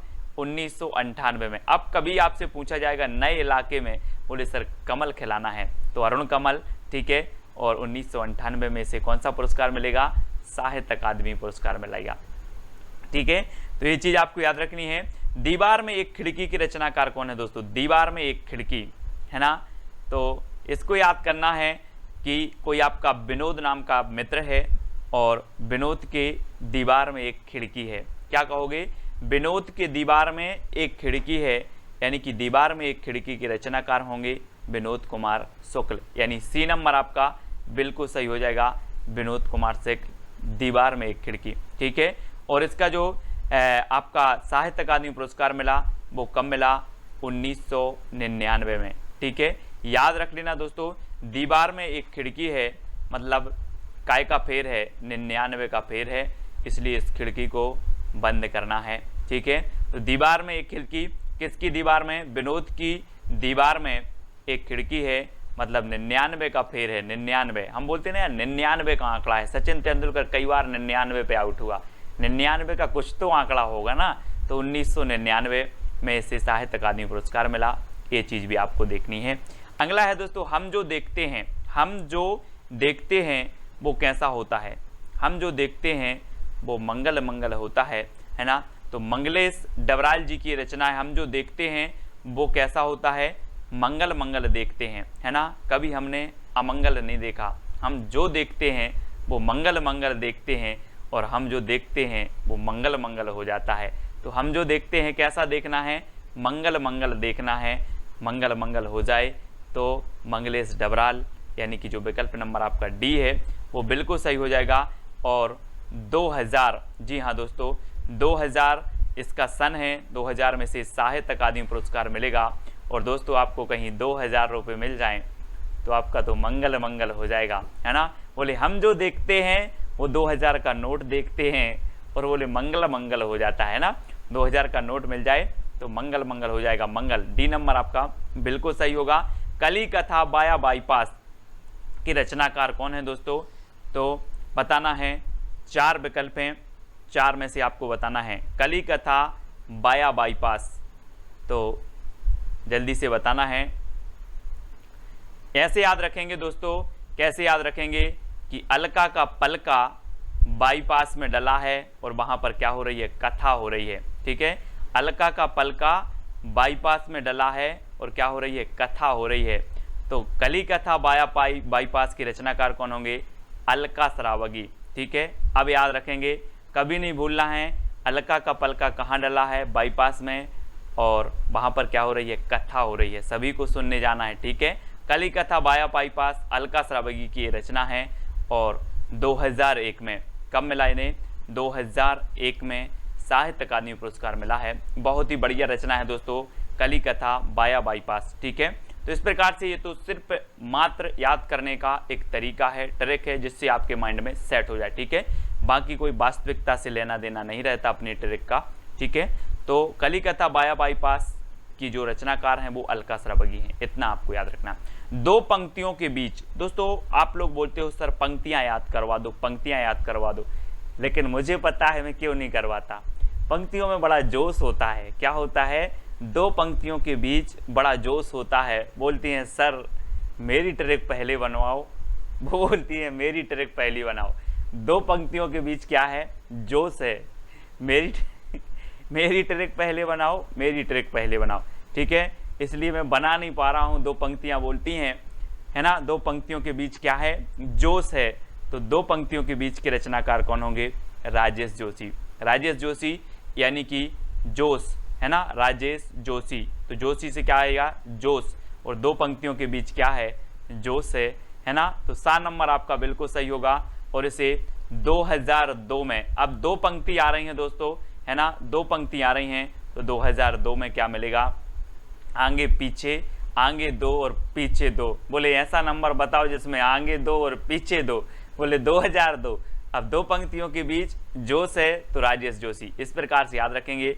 और 2002 में इसे साहित्य अकादमी पुरस्कार भी मिल जाता है। ठीक है, कितने पाकिस्तान के रचनाकार कौन है दोस्तों? कितने पाकिस्तान है ना, मैंने बोला कि पाकिस्तान है, बोले कितने पाकिस्तान है बता दो, मैं सभी जगह क्या खिला दूंगा? कमल खिला दूंगा, है ना, कमल खिला दूंगा, वहां के लोग अच्छे बन जाएंगे, है ना। तो कितने पाकिस्तान के रचनाकार कौन होंगे? कौन होंगे? कमल खिला दूंगा तो कमलेश्वर। कौन होंगे? कमलेश्वर, है ना। याद रख लेना, इनकी एक आत्मकथा है दोस्तों। गर्दिश के दिन जब इनकी आत्मकथा पढ़ोगे, इनके बारे में पढ़ोगे तो आपको भी आंसू आ जाएंगे कमलेश्वर के बारे में। इनकी ये रचना है कितने पाकिस्तान, और इसे 2003 में दोस्तों इसे क्या मिला? साहित्य अकादमी पुरस्कार मिला। ठीक है, तो कितने पाकिस्तान के रचनाकार कौन है? बोले सर जितने भी पाकिस्तान हो, कितने पाकिस्तान है सब बता दो, मैं सभी के अंदर संस्कार भर दूंगा, कमल खिला दूंगा वहां पर। ठीक है, तो कमलेश्वर, कमल खिला दूंगा तो कमलेश्वर। ठीक है, अगला है दोस्तों दुष्चक्र में सृष्टा की रचनाकार कौन है? दोस्तों बहुत ही बढ़िया ट्रिक है कि जब दुष्चक्र का क्या आता है, दुष्चक्र का फेर आता है, दुष्चक्र का फेर आता है तो वीरान हो जाता है दोस्तों, है ना। वो जगह वीरान हो जाती है जब दुष्चक्र का फेर आता है। तो दुष्चक्र में सृष्टा की रचनाकार कौन है? दुष्चक्र में सृष्टा की रचनाकार होंगे बीरेन डंगवाल। कौन है? बीरेन डंगवाल। दुष्चक्र, बोले हमारे ऊपर तो क्या चल रहा है? दुष्चक्र चल रहा है और हम तो क्या हो गए? वीरान हो गए, है ना। तो बीरेन डंगवाल, वीरान से हो जाएगा बीरेन डंगवाल। ठीक है, ऐसे याद रखेंगे, है ना। आपको आप कभी नहीं भूलेंगे। बोले सर दुष्चक्र की बात कर रहे हो, जब दुष्चक्र का फेर आता है तो लोग वीरान हो जाते हैं, है ना, वो जगह वीरान हो जाती है। और 2004, ठीक है, 2004 याद रख लेना है। 2004 में दुष्चक्र में सृष्टा, और 2004 में आपको पता है दोस्तों कि सुनामी आई थी, और सुनामी आई यानी कि दुष्चक्र, है ना, दुष्चक्र आया और वो जगह ही वीरान हो गई जहां जहां सुनामी आई। ठीक है, तो याद रखेंगे दुष्चक्र जब भी आता है तो वीरान, तो बीरेन डंगवाल की है। और 2004 में सुनामी आई तो 2004 में वीरान हो गए दोस्तों अच्छे अच्छे स्थान। तो 2004 में से साहित्य अकादमी पुरस्कार मिल जाता है किसे? दुष्चक्र में सृष्टा के लिए। ठीक है, अगला है क्याप के रचनाकार कौन है? क्याप, बहुत सारे लोगों को पता है कि क्या आप मनोहर श्याम जोशी हैं? क्या आप मनोहर श्याम जोशी हैं? तो क्या आप, तो क्याप, है ना, क्याप, और आप हैं क्या? मनोहर श्याम जोशी। इनकी रचना है दोस्तों। इसे साहित्य अकादमी पुरस्कार मिला 2005 में। कब मिला? 5 में मिला। ठीक है, तो मनोहर श्याम जोशी, 5 लिखना है ना। 5 में इन्हें क्या मिल गया? क्या मिला, है ना, 2005 में इन्हें साहित्य अकादमी पुरस्कार मिल गया क्याप के लिए। ठीक है, अब संशयात्मा के रचनाकार कौन है दोस्तों? संशयात्मा 4 विकल्प हैं दोस्तों, और आपने देखा होगा दोस्तों बहुत सारे लोगों को क्या होता है? संशय होता है, संशय, है ना। संशय समझते हो? बोले यार मुझे संशय है, लेकिन जो ज्ञानेंद्र पति होते हैं, ज्ञान के पति होते हैं, उनके अंदर कोई संशय नहीं होता। क्या नहीं होता? संशय। यानी कि आपका बिल्कुल सही आंसर हो जाएगा, क्या हो जाएगा? ज्ञानेंद्र पति। संशय आत्मा नहीं होती जो ज्ञान के पति होते हैं, है ना। तो ज्ञानेंद्र पति आपका बी नंबर बिल्कुल सही हो जाएगा। ठीक है, वो आत्मा संशय आत्मा नहीं है जो ज्ञानेंद्र की पति है, ज्ञान की पति है। और बी नंबर आपका, कभी भी अब आपसे पूछेंगे संशय आत्मा के रचनाकार कौन है? बोले संशय उनके मन में नहीं होता जिनके अंदर ज्ञान है, ज्ञान के वो पति हैं, है ना। तो इस प्रकार से याद रखेंगे ज्ञानेंद्र पति की रचना है। और दोस्तों 2006 में क्या मिला? इन्हें साहित्य अकादमी पुरस्कार मिला। ठीक है, तो याद रख लेना, है ना। और जिनमें ज्ञान होता है, क्रिकेट खेलने का जिनमें ज्ञान होता है, वो बिल्कुल बिना संशय के 6 मारते रहते हैं दोस्तों, 6, है ना, 6 बाउंड्री मारते हैं। तो 2006 में इसे क्या मिल जाता है? साहित्य अकादमी पुरस्कार मिल जाता है। ऐसे याद करेंगे। अगला है इन्हीं हथियारों से, इन्हीं हथियारों से क्या बोल देंगे? इन्हीं हथियारों से ना करके हम दोस्तों क्या बोलेंगे? इन्हीं हाथों से, इन्हीं हाथों से क्या हो जाएंगे? अमर हो जाएंगे। इन्हीं हाथों से अमर हो जाएंगे। तो इन्हीं हाथों से ये रचना किसकी होगी? अमर हो जाएंगे तो अमरकांत। ठीक है, इन्हीं हाथों से अमर हो जाएंगे, यानी कि अमरकांत की रचना है। और विकल्प नंबर जो सी है आपका वो बिल्कुल सही हो जाएगा, अमरकांत। ठीक है, इन्हीं हाथों से क्या हो जाएंगे?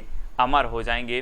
और 2007 में, है ना दोस्तों, और साथ में अमर होना है ना, सभी को साथ में अमर हो जाना, कोई भाग नहीं जाना, है ना। नहीं तो बोले सर मैं पहले अमर हो जाऊंगा बाद में हो जाना, है ना। साथ में अमर होना है। 2007 में इन्हीं हथियारों के लिए साहित्य अकादमी पुरस्कार मिला। अब आप कभी नहीं भूलोगे, बोले इन्हीं हथियारों से, अच्छा सर ने बताया था इन्हीं हाथों से अमर होना है और साथ में होना है, मतलब 2007 में इस रचना के लिए साहित्य अकादमी पुरस्कार मिल गया। ठीक है, तो याद रखना दोस्तों, कोहरे में कैद रंग, आपने देखा होगा कहीं कहीं गोविंद जी की अगर मूर्ति लगी है और कोहरा छाया है ना, और आपको दर्शन करने हैं तो कोहरे में कैद रंग, कोहरे में रंग कैद हो जाता है और हमें गोविंद जी के दर्शन नहीं हो पाते। तो गोविंद मिश्र की रचना है कोहरे में कैद रंग। फिर आप क्या बोलोगे कि गोविंद जी की जो मूर्ति है कोहरे में कैद रंग हो गई, कोहरे में कैद रंग गोविंद मिश्र, इस प्रकार से याद रखेंगे। ठीक है, और इसे 2008 में क्या मिला दोस्तों, साहित्य अकादमी पुरस्कार मिला। ठीक है, कोहरे में कैद रंग गोविंद मिश्र, है ना, याद रखेंगे गोविंद मिश्र। और अगला है हवा में हस्ताक्षर की रचनाकार कौन है दोस्तों। और दोस्तों आपने पढ़ा होगा, 2 सेकंड में आप अपने उत्तर को तो चयन करते रहें, कमेंट में उत्तर बताते रहें। ठीक है, हवा में हस्ताक्षर दोस्तों आपको पता है कि जो कैलाश पर्वत है वहां शंकर जी गए थे तपस्या करने, पता है आपको, पता है। और ये कैलाश पर्वत इतना ऊंचा है, इतना ऊंचा है दोस्तों कि हवा में हस्ताक्षर करता है। कौन, कैलाश पर्वत। तो कैलाश से क्या बनेगा, कैलाश वाजपेयी, कैलाश वाजपेयी हवा में हस्ताक्षर करते हैं। कौन, कैलाश पर्वत। तो इतना याद रख लेना, हवा में हस्ताक्षर कौन करता है, कैलाश पर्वत। तो कैलाश से आपका बनेगा कैलाश वाजपेयी की रचना होगी हवा में हस्ताक्षर। ठीक है, हवा में हस्ताक्षर कैलाश वाजपेयी। अब आप कभी नहीं बोलोगे, मैं बोलूंगा हवा में हस्ताक्षर किसकी रचना है, बोले सर आपने ही तो बताया था कि हवा में हस्ताक्षर करता है कैलाश पर्वत, तो कैलाश वाजपेयी होंगे, है ना। और 2009, ठीक है, 2009 में क्या हुआ, इस रचना को साहित्य अकादमी पुरस्कार मिला। और मैं बोलूंगा आपसे कि आप भी हवा में हस्ताक्षर करोगे क्या, तो आप बोलोगे नो, मुझे नहीं करना हवा में, मैं तो कागज में कर दूंगा, है ना। तो 9 से बनेगा आपका 9, 2009 में इसे साहित्य अकादमी पुरस्कार मिला हवा में हस्ताक्षर के लिए। तो इस प्रकार से याद रखना। अगला है दोस्तों, मोहनदास के रचनाकार कौन है, जल्दी से बताना है। आपने सुना होगा, कई बार सुना होगा, मोहनदास जब भी बात आती है तो आपके अंदर आ जाता है मोहनदास करमचंद गांधी। आता है कि नहीं, सभी लोगों को आता है दोस्तों। जब मोहनदास करमचंद गांधी का उदय हुआ, 1869 में इनका जन्म हुआ, मतलब उदय हुआ, तो ये सारे भारत में क्या लेकर के आए, प्रकाश लेकर के आए। कौन, मोहनदास।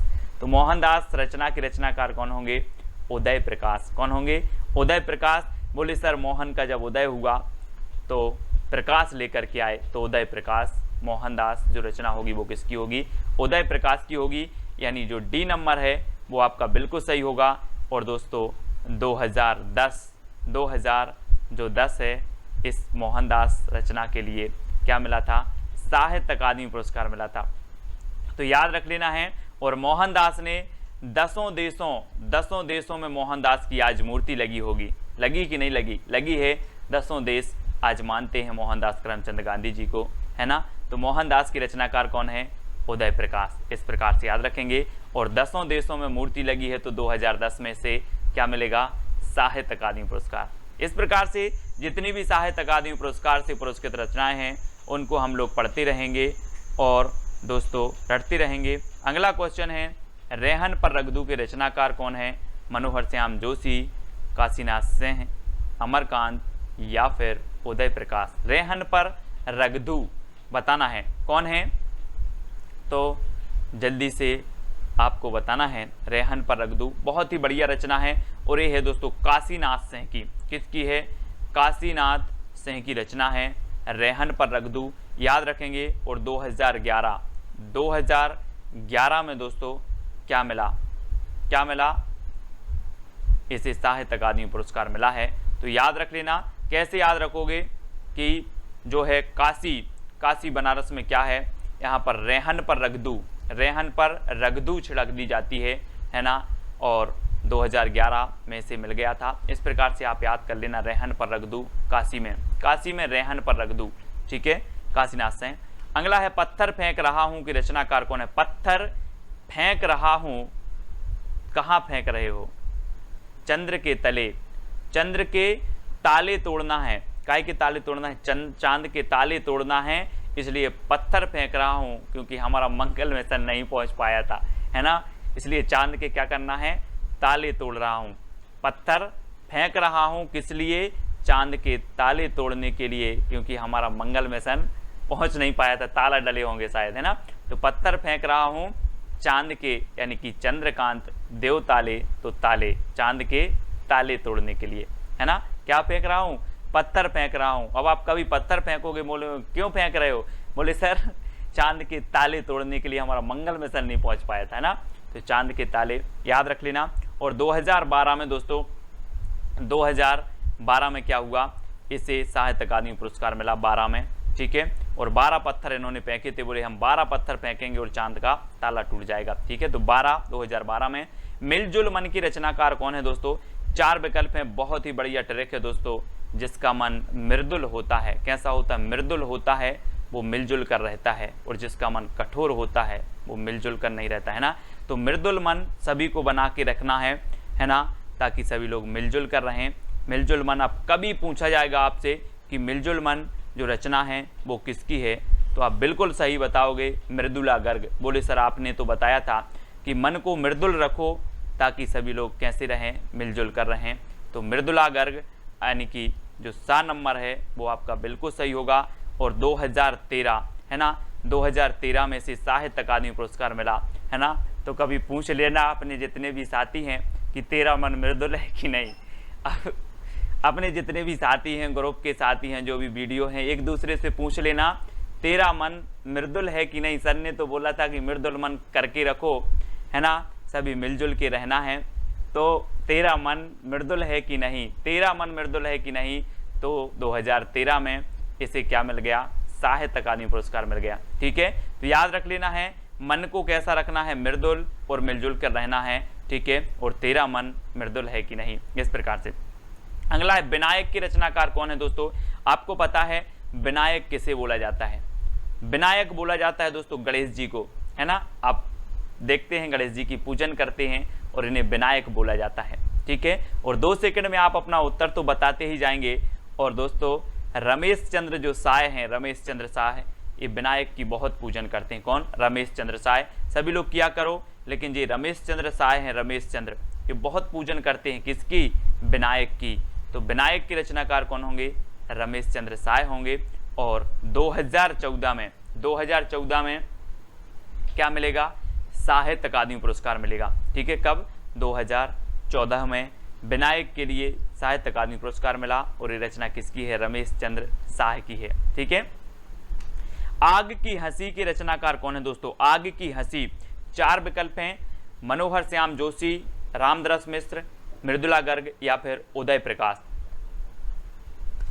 दोस्तों बहुत ही बढ़िया ट्रिक है कि जब सीता जी की जो अग्नि परीक्षा हुई थी, अग्नि परीक्षा हुई, तो आग की हंसी भी चाहती थी कि मुझे राम के दरस मिल जाएं। आग की हंसी क्या चाहती थी? कि मुझे राम के दरस मिल जाएं। और आग की हंसी के जो रचनाकार होंगे वो कौन होंगे? रामदरस मिश्र। अब आप कभी नहीं भूलोगे, है ना। बोले सीता जी की रचना, सीता जी की जब अग्नि परीक्षा हुई तो आग की हंसी भी चाह रही थी कि मुझे क्या मिल जाएं? राम के दरस मिल जाएं। यानी कि आपका जो विकल्प नंबर बी है, रामदरस मिश्र, बी नंबर आपका बिल्कुल सही हो जाएगा, बी नंबर, ठीक है। और 2015 में दोस्तों, 2015 में क्या मिला, है ना, क्या मिला? इसे साहित्य अकादमी पुरस्कार मिला, ठीक है, 15, है ना। तो याद रख लेना है आपको, पानी डरा यानी 15, है ना। आग अगर जले तो पानी डरा दे, 15 दे, है ना, पानी डरा दे, इस प्रकार से। तो 15 आपको याद रखना, आग की हंसी, रामदरस मिश्र। अगला है दोस्तों पारिजात उपन्यास की रचनाकार कौन है? पारिजात, है ना दोस्तों। पारी ऐसी खेलना है कि जिसका ना सिरा हो, ना सिरा हो ना कुछ भी हो, पारी ऐसी खेलना है ना। जिंदगी की पारी भी अपन को ऐसा खेलना है कि ना सिरा हो, लोग याद करते करते थक जाएं कि उसने कितना अच्छा किया था। तो कोई सिरा नहीं होना चाहिए, ना सिरा, ठीक है। लोग अपने लिए जीते हैं, लेकिन अपन को ऐसा करना है कि लोग याद करते करते थक जाएं, लेकिन ना सिरा ना हो, ऐसी पारी खेलना है जिंदगी की, ठीक है। तो पारिजात से होगा पारी, और पारी खेलना है जिसका ना सिरा हो, तो ना सिरा शर्मा, ना सिरा शर्मा है ना, ना सिरा हो ना अंत हो, ठीक है। तो ना सिरा शर्मा की रचना है पारिजात, उपन्यास है ये, बहुत ही बढ़िया है। और 2016 में दोस्तों क्या है, 2016 में इसे साहित्य अकादमी पुरस्कार मिला। और दोस्तों कई लोग तो 16 साल की उम्र में ही ऐसी पारी खेल देते हैं, ऐसी पारी खेल देते हैं कि उनकी ज़िंदगी का कोई सिरा नहीं रहता, है ना। तो ना सिरा, तो 16 साल की उम्र में, तो पारिजात याद रख लेना, बोले पारी खेलना है 16 साल की उम्र में भी पारी खेलना है जिसका ना सिरा हो, इस प्रकार से याद रखेंगे, ठीक है। विश्व मिथक सरित सागर की रचनाकार कौन है? दोस्तों बहुत ही बढ़िया ट्रिक है, आपको कैसे याद रखना, विश्व मिथक सरित सागर, विश्व में बहुत सारी सरिता हैं और सरिता कहाँ मिलती हैं? सागर में, यानी कि सरित सागर, सरित सागर। और दोस्तों आपको पता है कि जो सरिता हो या फिर सागर हो, ये में कई कुंटल मेघ गिरते हैं, काय में? सरिता और सागर में। तो सरित सागर में कई कुंटल मेघ गिरते हैं, तो कुंतल मेघ, रमेश कुंतल मेघ इसके रचनाकार होंगे, क्योंकि सरिता और सागर में कई कुंटल मेघ गिरता है ना। तो याद रख लेना, मेघ गिरता है, मेघ से क्या होती है? बरसात होती है ना, तो मेघ से बरसात होती है, पानी गिरता है, तो याद रख लेना कई कुंतल गिरता है, काय में? सरिता और सागर में। तो विश्व में तक सरित सागर, अब सरित से सरिता और सागर में। तो इतना ही आपको जब भी प्रश्न ये आएगा और आपको याद आ जाएगा सरिता और सागर, इसमें तो कई कुंतल मेघ गिरता है, तो कुंतल मेघ, ठीक है। और 2017 में दोस्तों क्या हुआ, 2017 में इसे मिल गया साहित्य अकादमी पुरस्कार, ठीक है। ये चीज आपको याद रखना है, ठीक है। अगला है दोस्तों पोस्ट बॉक्स नंबर 203 की रचनाकार कौन है? बहुत ही बढ़िया रचना है ना, और कई बार पूछी जाती है दोस्तों। आप लोग क्या करते हो, पोस्ट बॉक्स करते हैं कि नहीं, है ना। मैंने पोस्ट बॉक्स कर दिया है यार, आप लोग बोलते हो पोस्ट बॉक्स। और पोस्ट बॉक्स नंबर 203 का हमें क्या बनाना है? चित्र बनाना है। पोस्ट बॉक्स 203 का क्या बनाना है? चित्र बनाना है। तो पोस्ट बॉक्स नंबर 203 के रचनाकार कौन होंगे? चित्रा मुद्गल।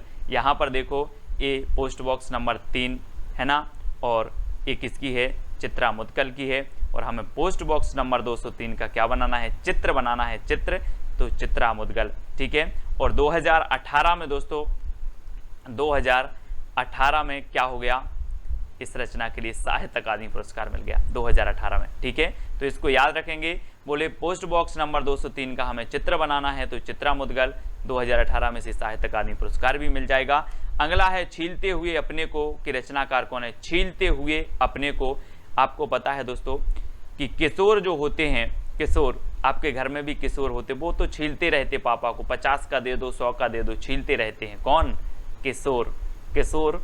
तो नंद किशोर आचार्य, नंद किशोर है ना, नंद होते हैं, बोले मेरा नंद है, छोटा सा नंद है, किशोर है, और वो पापा को क्या कहता है? छीलता रहता है, कभी 50 दे दो, कभी 5 दे दो, कभी 10 दे दो, छीलते हुए अपने को। कौन? किशोर। तो नंद किशोर आचार्य की रचना है ना। और इसे 2019 में दोस्तों क्या मिला? साहित्य अकादमी पुरस्कार मिला। ये चीज आपको याद रखनी है, कभी भी पूछा जाएगा बोले छीलते हुए अपने को, कौन? किशोर, नंद किशोर आचार्य, ठीक है। और 2019 में इसे साहित्य अकादमी पुरस्कार मिल गया। और वैसे भी किशोरों की जो आयु होती है वो 18-19 वर्ष की होती है ना। 12 से 18 वर्ष किशोरावस्था कहलाती है, तो ये किशोर ही कहलाते 19। तो इस प्रकार से याद रखना है दोस्तों। अब आपको बताना है कि सबसे अच्छी ट्रिक कौन सी लगी, ठीक है, कमेंट में जरूर बताना। और साहित्य अकादमी पुरस्कार को मैंने आपको पूरा का पूरा याद करवा दिया। लगभग 60 से ऊपर रचनाएं थी, जिनके कुछ के आपको सन भी याद करवाए हैं, है ना, कुछ के सन भी आपको याद हो गए होंगे, कुछ के कभी भी आपको याद हो गए होंगे। वीडियो कैसा लग रहा है कमेंट के माध्यम से बताएं, कहां तक आपके लिए बेहतर है, कहां तक आपके लिए मददगार है। इस प्रकार के जो वीडियो आ रहे हैं, है ना, वो किस प्रकार से हैं दोस्तों?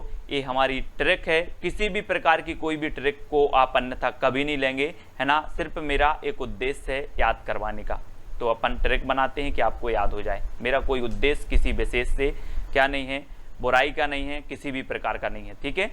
अब आपको बताना है मुक्ति बोध के रचनाकार कौन है? मुक्ति बोध। दोस्तों मुक्ति बोध हमने बहुत पढ़ा कि मुक्ति हो जाती लोगों की, क्या हो जाती? मुक्ति। बोलते हैं कुछ लोग, बोलते हैं मेरी मुक्ति अच्छे से हो जाए भगवान, बोलते ना, ऐसे ही मुक्ति करना है अपन को भी।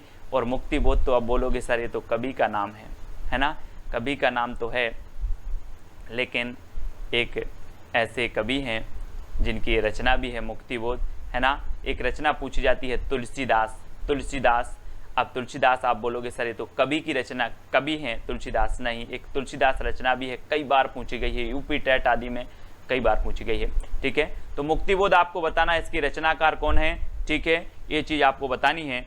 और आपको बतानी है दूसरा क्वेश्चन एक आपको बताना है दोस्तों कि जयशंकर प्रसाद का प्रथम ऐतिहासिक नाटक कौन था, है ना। जयशंकर प्रसाद को आप जानते होंगे, छायावाद के प्रवर्तक थे, और इनका प्रथम यानी कि फर्स्ट ऐतिहासिक नाटक जो था वो कौन सा था, ये भी आपको कमेंट में लिखना है, ढूंढ करके लिखना है, याद करके लिखना है, जैसे भी लिखना है। इन 2 प्रश्नों के आंसर आपके चैलेंज के रूप में दिए जाते हैं। तो सभी लोग वीडियो को लाइक जरूर करेंगे। और लगभग 20 वीडियो आपके हिंदी साहित्य के ऐसे ट्रिकी वीडियो हो गए कि जिन्होंने 20 प्रश्न देख लिए, 20 वीडियो देख लिए, उनका कॉन्फिडेंस बहुत हाई लेवल का होगा, बहुत सारी चीज़ें उनको याद हो चुकी होंगी और उनको भी पता नहीं होगा, है ना। तो वीडियो को लाइक करें, शेयर करें। और दोस्तों IAS study track YouTube channel से आपको जुड़ना है, साथ ही टेलीग्राम ग्रुप से भी आपको जुड़ना है। टेलीग्राम ग्रुप में आपको क्या करना है, सर्च करना है IAS स्टडी ट्रैक और ज्वाइन हो जाना है। और जो भी साथी व्हाट्सएप ग्रुप से नहीं जुड़े हैं उनके लिए 9098609291 ये नंबर दिया है, इस नंबर पर आपको मैसेज करना है और आपको तुरंत ग्रुप की लिंक मिल जाएगी, ठीक है। तो वीडियो कैसा लगा जल्दी बताएं और सब्सक्राइब कर लें। आज के वीडियो के लिए बस इतना ही। जय हिंद।